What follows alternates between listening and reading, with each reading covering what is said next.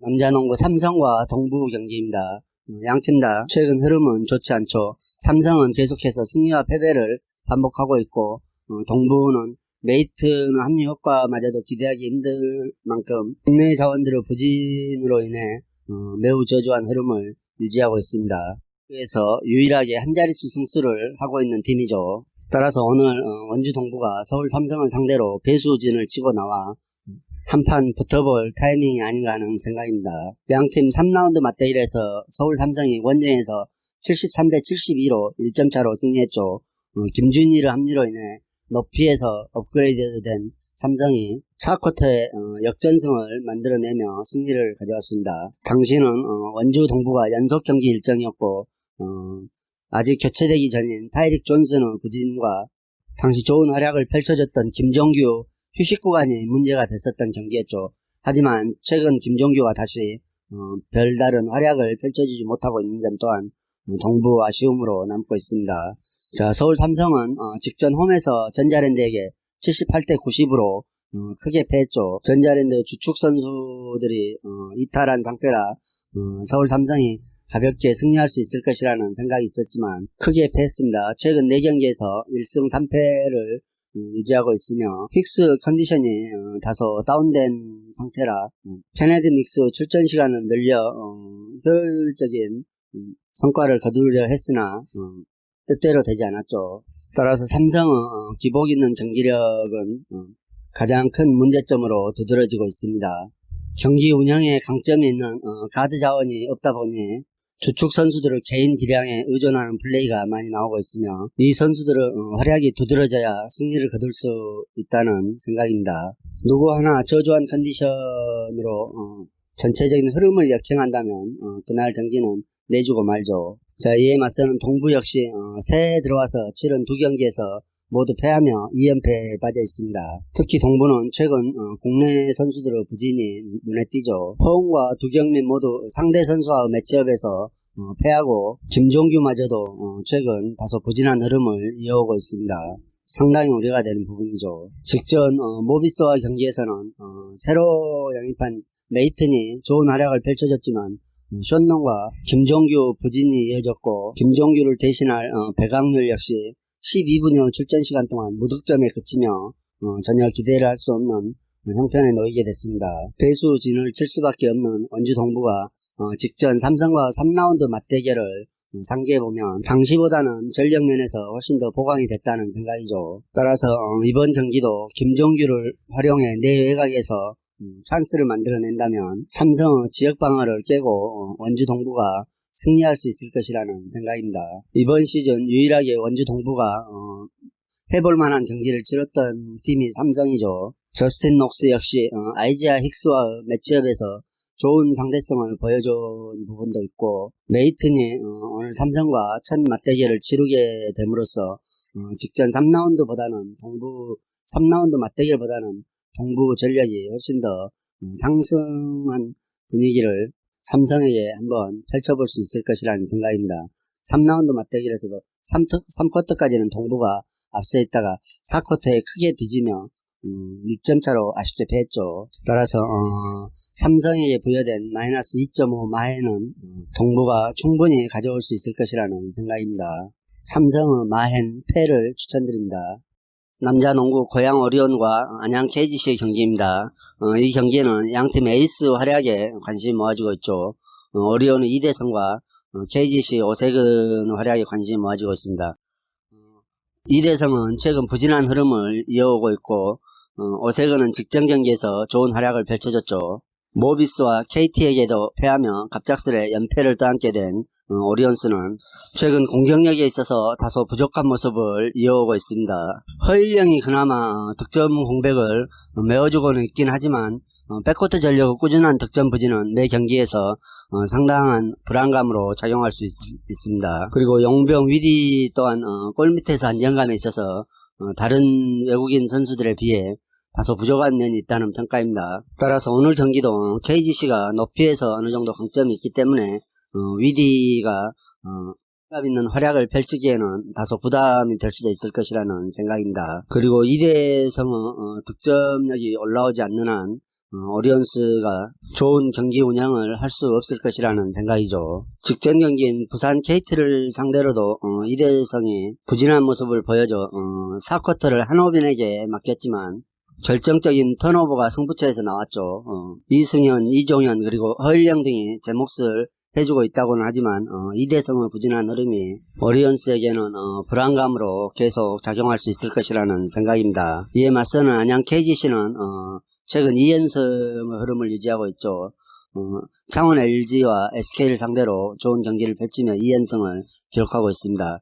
특히 직전 경기에서는 오세근이 복귀해 17득점과 9리바운드를 하고 공수에서 맹활약을 펼쳐줬으며 6명의 선수가 고르게 두 자릿수 이상의 득점을 기록하며 승리를 할 수 있었습니다. 그리고 변준영의 합류 효과도 좋은 방향으로 나타났죠. 또 최근 합류한 맥컬러 경기력이 천천히 올라오고 있으면 KGC에게는 고무적인 일을 할 수 있겠습니다. 하지만 오세근의 기복이 심한 편이라 오세근을 확실히 믿을 수가 없죠. 그리고 양희종이 부상으로 이탈해 있는 가운데 직전 상대한 두 팀은 다소 흠집이 있는 팀이었죠. 이는 용병이 한 명뿐이었고 SK는 포워드가 모두 부상으로 이탈하고 김선영마저 부상으로 이탈했던 경기였습니다. 따라서 이 두 팀과 경기에서는 양희종 부상 공백이 큰 변수로 작용하지는 못했지만 오늘 상대하는 오리온스와는 양희종 부상 공백이 어느 정도 드러날 수도 있을 것이라는 생각입니다. 오리온스가 높이의 팀이죠. 직전 3라운드 맞대결에서도 안양 KGC가 오리온을 원정에서 61대 60으로 제압했죠. 그 당시에는 밀착 수비와 스틸을 통해서 안양 KGC가 어느 정도 주도권을 행사할 수 있었던 경기였습니다. 그 경기에서도 이대성의 활약이 미비했으며 이종현은 무득점으로 침묵했던 경기였죠. 하지만 최근 이종현도 서서히 살아나고 있고 충분한 재충전의 시간을 가진 만큼 이대성 또한 오늘 경기에서는 좋은 활약을 펼쳐줄 수 있을 것이라는 기대가 있습니다. 따라서 오늘 경기는 양희종의 이탈과 오세근의 기복 있는 플레이가 KGC의 발목을 잡을 것이라는 생각으로 홈팀 오리온의 승을 추천드립니다.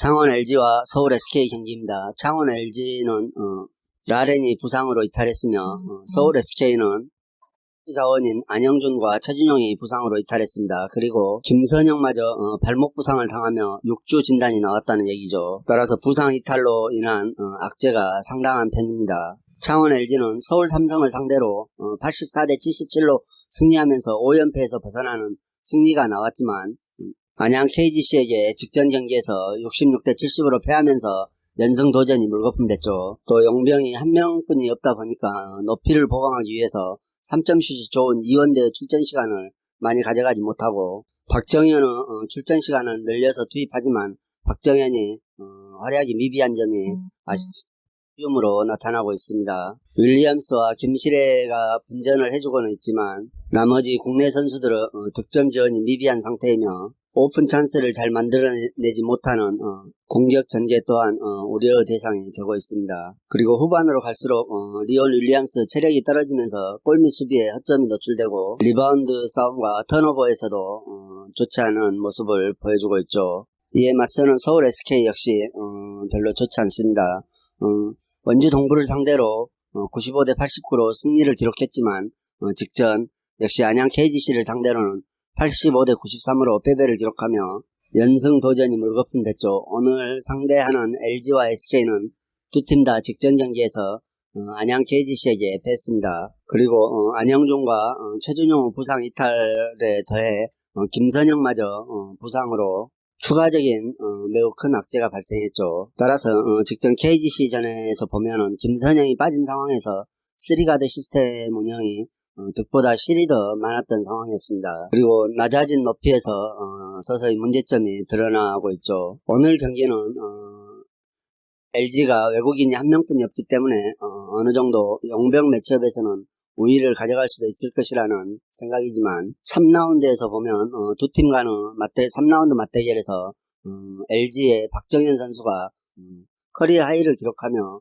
토종 포워드 라인에서 이탈자가 많아진 SK를 상대로 좋은 활약을 펼쳐준 만큼 오늘 경기에서도 출전 시간을 늘려 좋은 활약을 보여줄 수 있을 것이라는 생각이며 부상자 공백이 너무 많은 SK가 원정에서 창원 LG를 상대로 고전을 할 수 있을 것이라는 생각입니다. 그리고 이번 시즌 3번의 맞대결에서도 창원 LG가 홈에서는 연속 이겼고 2승 1패로 앞서고 있죠. 그리고 LG는 라렌 대신 화이트를 대체 선수로 영입할 것이라는 발표입니다. 10일 동부전부터는 출전이 가능할 것으로 보인다네요. 따라서 오늘 경기는 윌리엄스 한 명으로 외국인 선수 포지션을 소화해야 하기 때문에 후반으로 갈수록 리온 윌리엄스의 체력이 문제가 되는 경우도 나올 수 있을 것이라는 생각이지만 창원 LG가 홈인 만큼 좀 더 좋은 공격력으로 SK를 제압할 수 있을 것이라는 생각입니다. 창원 LG의 승을 추천합니다.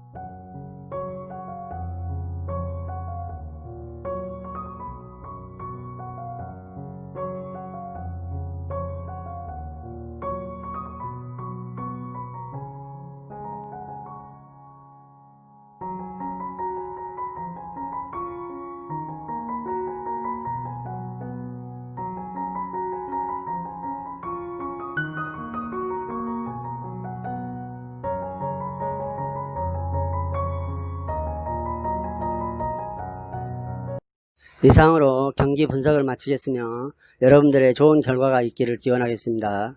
그리고 오늘의 분석이 여러분들에게 조금이나마 도움이 되셨다고 생각하면 구독과 좋아요도 꼭 부탁드립니다.